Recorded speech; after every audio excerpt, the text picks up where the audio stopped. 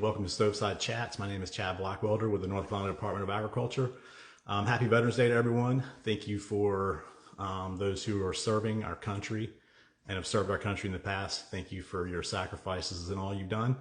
All right, we've got a good interview today with not chef, but he supplies chefs. Hey, Peter Thornton, thanks for waving and joining. San Spencer, thanks for joining.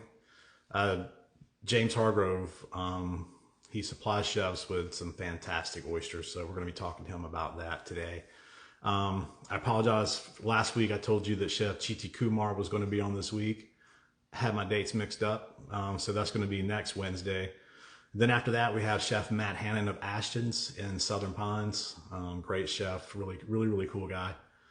And then Jackson Jones, thanks for joining in and waving. Appreciate that. And then the first week of December, we have Chef Jake Wood of Capitol Club 16 in Raleigh. So looking forward to talking with him. I've known Jake for a long time. We worked together at Pinehurst Country Club back in the early 90s. So, all right, here's James. Let's bring him in.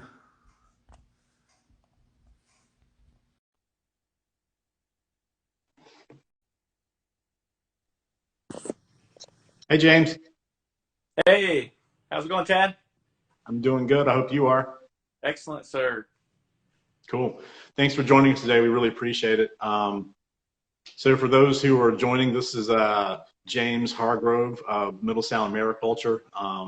Several locations on the coast. I was able to go out with him on one of his leases. When was that, September?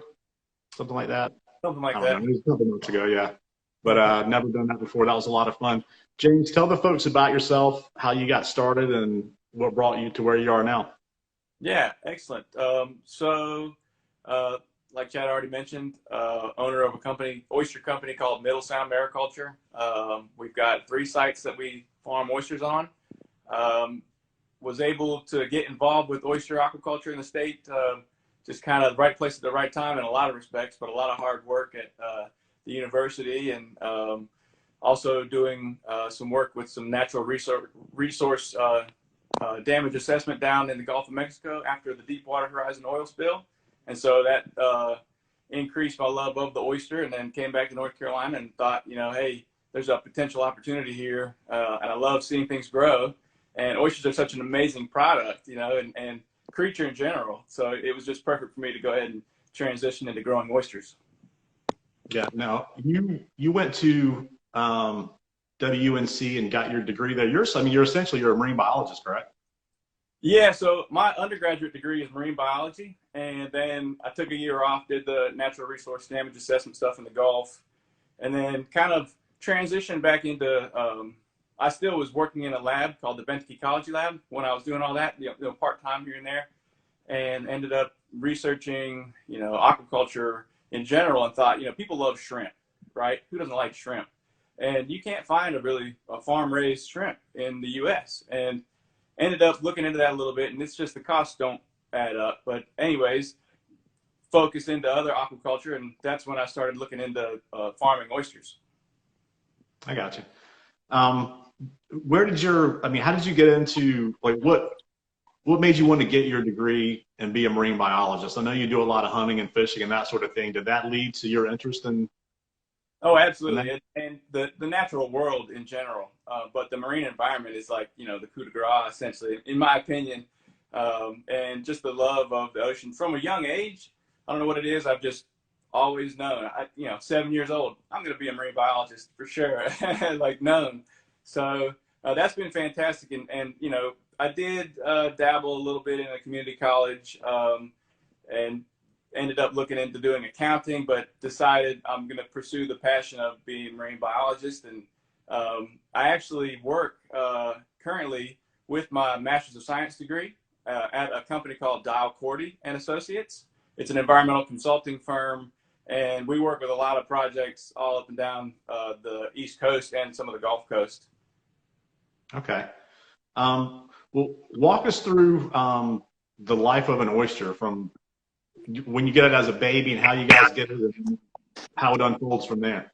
Yeah, absolutely. So we're currently just a grow out operation, so a farm only. there are other operations of the process, such as the nursery and hatchery. So an oyster, what we farm for the most is a controlled product from the day it was spawned. So it's spawned and then in a nursery, in a hatchery for about 5 weeks, depending on a lot of factors, sometimes a lot longer than that. Then it's taken to a nursery, and a lot of times hatchery and nursery, a hatchery will have a nursery phase in their production. Then from there, we purchase it, and we typically buy them at about a 4 millimeter size.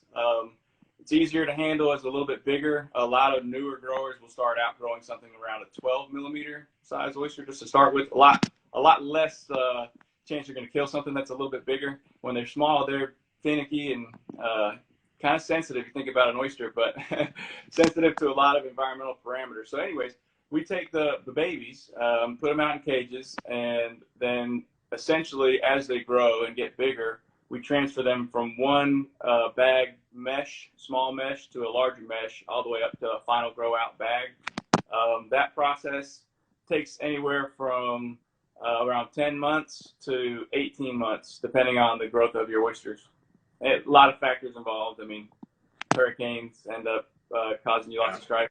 Even if they don't wipe your farm out, they can dump so much water on it that it kills most of your stock. So setbacks are the norm, I would say. But farm, go ahead. Well, James, I was going to ask you if you could check your audio. Your volume went down just a little bit a few seconds ago. Is that any better? Yeah, a little bit. Thank you. Appreciate it, man. So yeah, now the oysters that we got to sample and we ended up buying some and taking them back and cooking them that night, were those the Tidewater runners? Those were the Tar Heel Tide Runner, yeah, out of Stump Sound. Tar Heel Tide Runners, okay. Yeah, those are delicious. I've had a conversation with several people in the past kind of talking about East Coast versus West Coast, like not in a hip hop sense, but in an oyster sense, like because I always make the argument that I think that you know, some of the oysters we have here in North Carolina, yours being some of them, are as good as any oyster I've ever had, East Coast or West Coast. You know, and would you say that I know there's been a comparison made to this area, and it's been called the Napa Valley of oysters. What's your opinion on that? Oh, I'd say they're spot on. I love the name. I think that North Carolina's potential to have resemblance to the Napa Valley wine industry is spot on. And a lot of times people kind of take that as a shallow reference. They say, yeah, there's some diversity there, but you can really study what the Napa Valley actually did to conserve the land and take advantage of what they had, which North Carolina has similar aspects, but for oyster farming versus grape growing. And so it's a great analogy, and I think people have it spot on. I think also, you know, there's currently a lot of people that say a northern oyster versus a southern oyster is better too, not just East Coast, West Coast.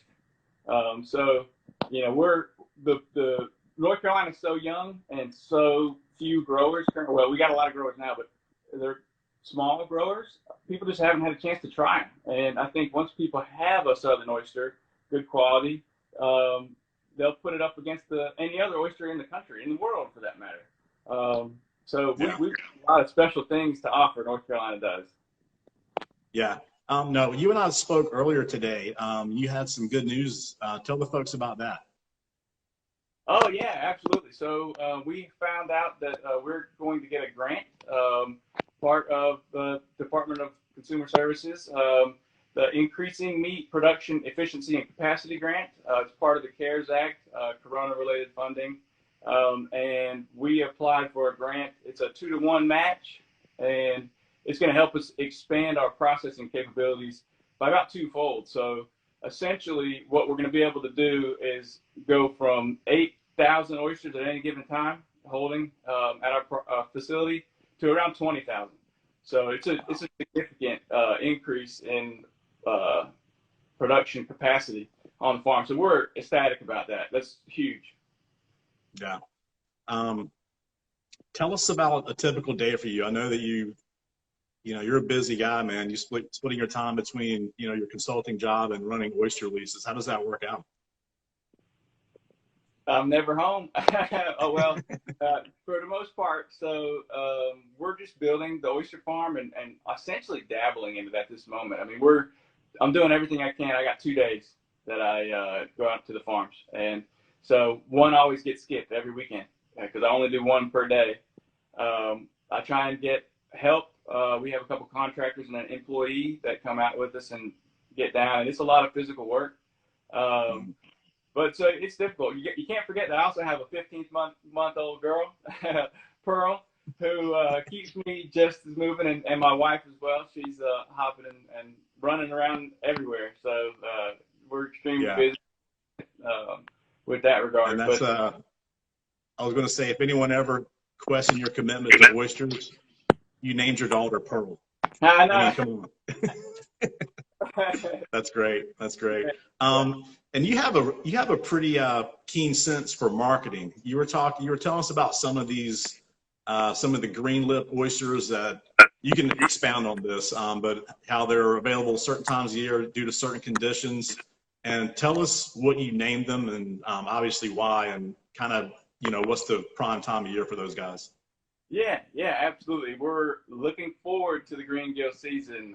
It's coming up pretty soon. I mean, it's environmentally driven, so it depends on the specific algal bloom, which typically occurs during the winter. It doesn't happen every year, but specific locations typically will get the algal bloom. But you know, since it's almost 80 degrees in the middle of November, that bloom isn't going to happen anytime soon, but has happened as soon as December, and will run until about April.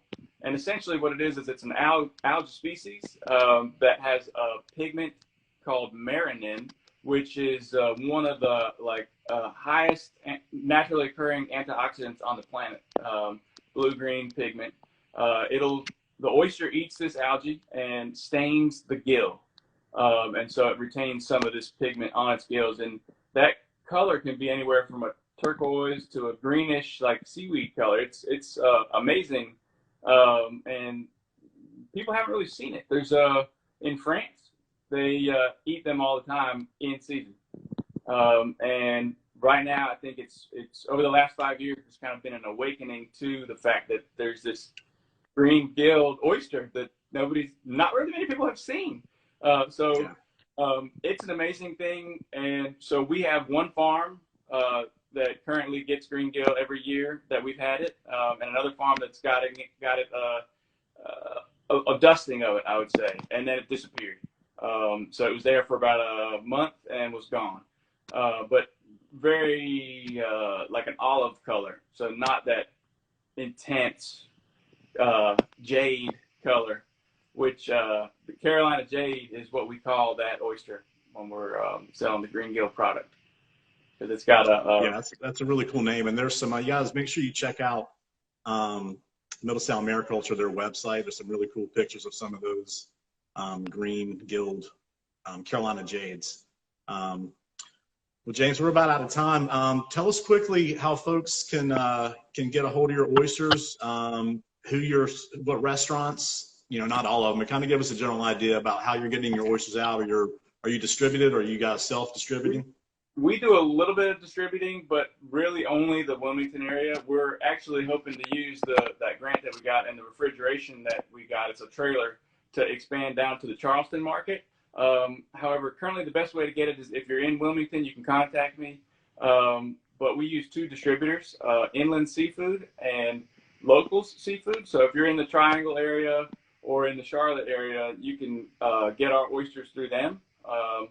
I'm definitely planning a trip soon to Raleigh and Charlotte to kind of meet up with a few chefs and show them some of the product, because I mean they already know the diversity that's out there, but there are a lot of guys that don't have the diversity of North Carolina, which is pretty amazing. Yeah. We hope to offer and Inland Seafood now is doing home deliveries as well, so people can access your oysters that way. But yeah, you guys make sure you go to his website. You can submit your information there and reach out to James to see if you can get some of these, I mean, really, really awesome oysters. They're Yeah, Heidi Bellotto just chimed in. Available in Charlotte through Inland Seafood. That's right. Thank you, Heidi. We were just talking about that. Appreciate it. And thank you to the Patio Farmer for joining as well. Well, James, we're out of time, man. I appreciate it. You guys take advantage of oyster season, North Carolina oysters. I think you've said it before. We're in kind of an oyster renaissance right now. People are really getting into all the different, different varieties and different flavor profiles and all the neat and fun stuff that you can do with them. So thank you for joining us. We really, really appreciate it. Chad, thanks so much. Thanks, everybody. All right, man. Take care. I'll talk to you soon. Talk to you later.